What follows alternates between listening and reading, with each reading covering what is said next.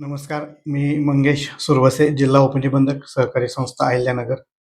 पुण्यश्लोक अहिल्यादेवी होळकर शेतकरी कर्जमुक्ती योजना 2026 अंतर्गत अहिल्यानगर जिल्ह्यातील 2,33,711 शेतकऱ्यांची माहिती पोर्टलवर सर्व बँकांनी अपलोड केलेली आहे.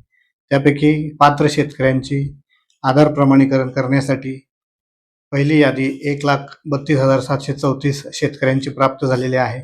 अहिल्यानगर जिल्ह्यातील 1,15,893 शेतकऱ्यांनी आधार प्रमाणीकरण पूर्ण करून घेतलेलं आहे.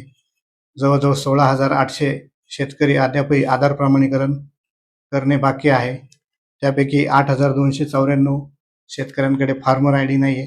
तर मी याद्वारे आवाहन करतो की त्या शेतकऱ्यांनी तात्काळ ॲग्रिस्टॅक पोर्टलवर नोंदणी करून फार्मर आय डी प्राप्त करून घ्यावा आणि राहिलेल्या सर्व शेतकऱ्यांनी आधार प्रमाणीकरण पूर्ण करून घ्यावं.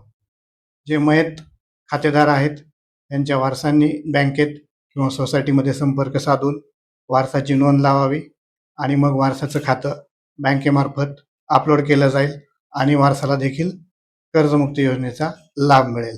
तसेच ज्या शेतकऱ्यांनी आधार क्रमांक चुकीचा असणे अथवा रक्कम अमान्य असणे अशा तक्रारी ऑनलाईन प्रमाणीकरण करताना जनरेट केल्या असतील त्या शेतकऱ्यांनी आधार कार्डची झेरॉक्स आपल्या गावातील सोसायटीच्या सचिवाकडे किंवा बँक शाखेमध्ये जमा करावी. म्हणजे अशा शेतकऱ्यांचे सुद्धा तक्रारी निकाली काढून त्यांना देखील कर्जमुक्तीचा लाभ देण्यात येईल.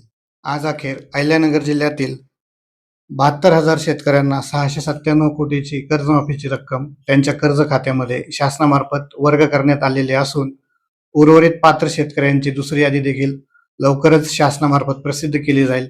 तरी मी जिल्हा प्रशासनाच्या वतीने सर्व शेतकऱ्यांना आवाहन करतो की ज्या शेतकऱ्यांचं अजूनही आधार प्रमाणीकरण करायचं राहिलं आहे त्यांनी आधार प्रमाणीकरण करावे व ज्यांचा अजूनही फार्मर आय डी नाही त्यांनी ॲग्रिस्टॅक पोर्टलवर नोंदणी करून फार्मर आय डी प्राप्त करून घ्यावा. धन्यवाद.